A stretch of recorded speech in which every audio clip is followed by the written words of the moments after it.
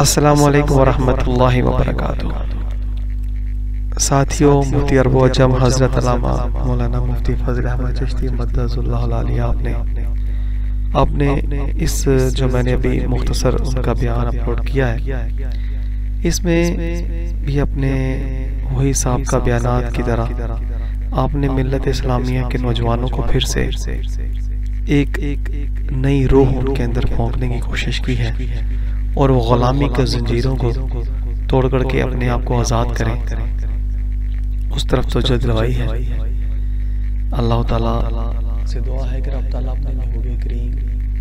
صلی اللہ علیہ وآلہ وسلم کے صدقے امت مسلمہ کو کافروں کی غلامی سے چھٹکارا عطا فرمائے اور پرچم اسلام کو پھر سے پوری دنیا پہ لہرانے کی ہمت، طاقت اور حوصلہ عطا فرمائے، آمین۔ کہ محمد دے دین دے اندر کافر دے قانون نوکری کرنا کوئی اجازت نہیں، لعنت اسلام دے اندر صرف اور صرف مسلمانانو اللہ دے قانون دا غلام تے بندہ بننا جائے۔ شاہی اوقات ایک ہوندہ تتر دی طبیعت محکوم تے غلام تے ٹٹو رہنا، نوکری ذلیل رہنا ہے جی، ہمیشہ شکار ہونا، شکار ہو گئے جال دے تھلے پھنس کے سری دے تھلے آنا، اگلیاں دی مرضی تے رہنا، اے تتر دا کم ہے۔ باز دا کم شکار کرنا ہے،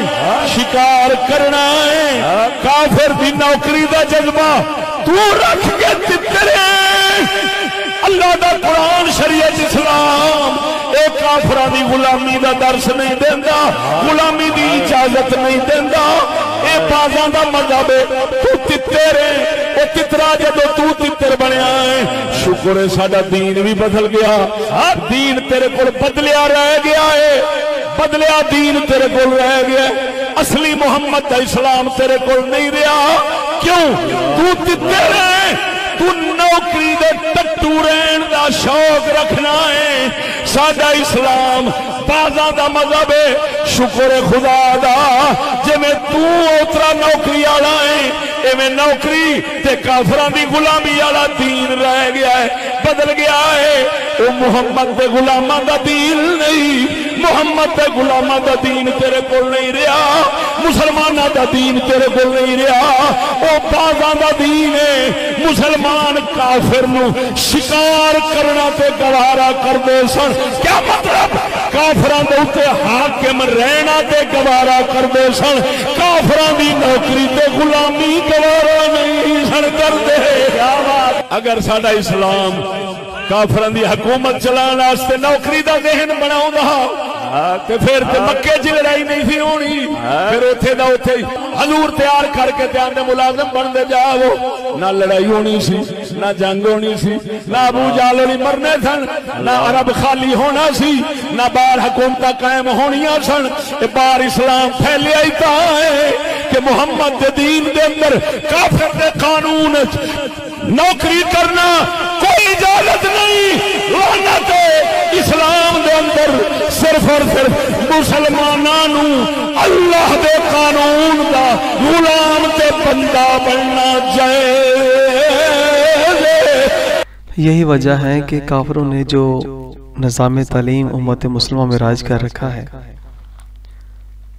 اس کا تعلق صرف اور صرف پیٹ کے ساتھ ہے، نوکری، غلامی۔ جی ہاں ساتھیو، یہی وجہ ہے کہ آج پوری امت مسلمہ مرد تو مرد رہے، عورتیں بھی آج اپنی عزتیں گنوا بیٹھی ہیں۔ جنہوں نے گھر کے اندر رہ کر کے نسل نو کی تربیت کرنی تھی، آج وہ بھی کافروں کے نظام کا حصہ بن کے اپنے پیٹ کی آگ بجھانے کے لیے دن رات سفر کرتی صاف دکھائی دیتی ہے۔ سبحان اللہ۔ سادہ اقبال فرماؤں ہے وَاندہ تو بدل گیا تو بہتر کہ بدل گئی شریعت، تو بدل گیا۔ ادھر دیکھو لفظ بولیا انہیں تدرواں بھیٹ ایک تتر ہوندے نے ایک چٹا تتر ہوندا ہے ایک کالا تتر ہوندا ہے ایک رتے رنگ دا تتر ہوندا او لمبا ہوندا اونوں کہندے نے بھیٹ تتر فارسی دے اندر اونوں تدرواں کہندے نے اقبال فارسی دا وہی لفظ بول کے آپ فرماندے نے کہ موافق تدرواں نہیں دی نہ شاہ بازی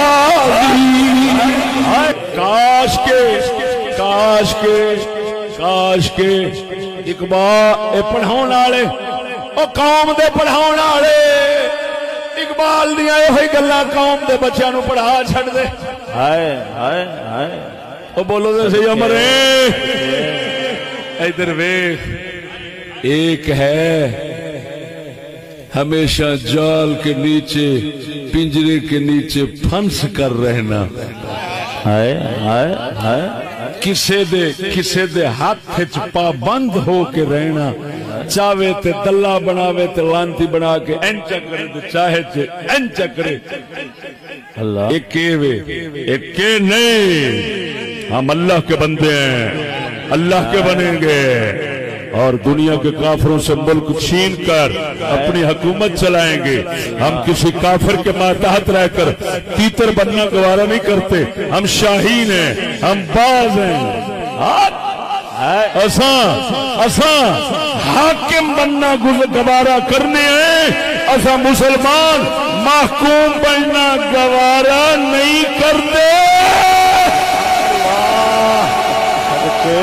مومن جیتھے ہی دے فرق پڑتا ہے جے حاکم بناوے انہوں تے مسلمان ہے تے جے آپ بنے یا کسے نو بناوے اے مشرک تے کافر بنتا ہے اے ہوئی تے دین نو بدلنا ہوتا ہے اور کی نو کہیں دے